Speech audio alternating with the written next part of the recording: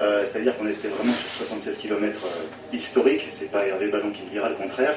Et Julien Laurent, je vous reprends pas, je suis désolée, c'est le direct. On va partir tout de suite à Chapelle-des-Bois puisque eh bien, dans quelques instants vont s'élancer. Il y a encore des concurrents pour 25 km, on retrouve Clément Janin. Ouais, bonjour Aude, bonjour Hervé, bonjour à tous. Effectivement, c'est la dernière course de la Transju, c'est la 25 km.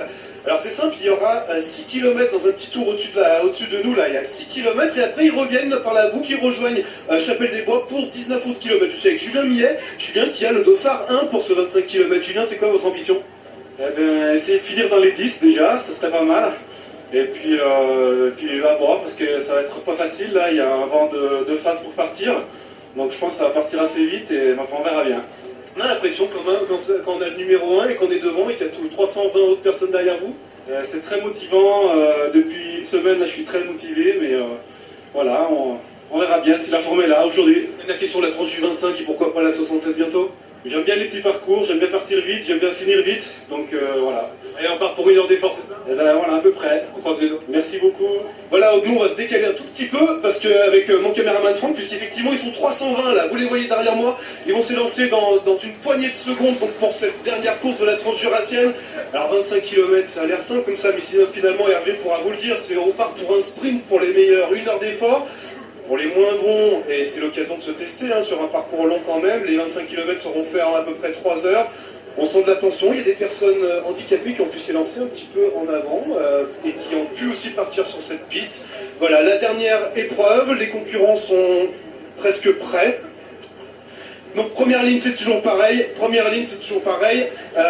les pros qui sont classés en fonction de leurs résultats de la saison, et derrière les 300 autres personnes qui vont s'élancer. Voilà, donc on va dire c'est toujours pareil à la Transju, il y a plusieurs courses en une, cette dizaine de concurrents qui sont là pour la victoire tout simplement parce que même la Transju 25 c'est important à mettre à son palmarès, et derrière il y a des Jurassiens, des Franc-Comtois, des Bourguignons, des Rhône-Alpins qui viennent se tester sur ce parcours forcément mythique parce que dans quelques minutes on les retrouvera ces gens là ils auront droit eux aussi aux acclamations à Chapelle-des-Bois, ils prendront pas de ravitaillement, ce sera trop tôt, mais eux aussi ont droit à vivre à fond cette Transju 2013, voilà. Merci Clément, un petit mot à Hervé Ballon justement sur ces 25 km qui vont pas tarder à partir. C'est pas si évident que ça, parce qu'on dit bon après tout 25 c'est moins long que 76.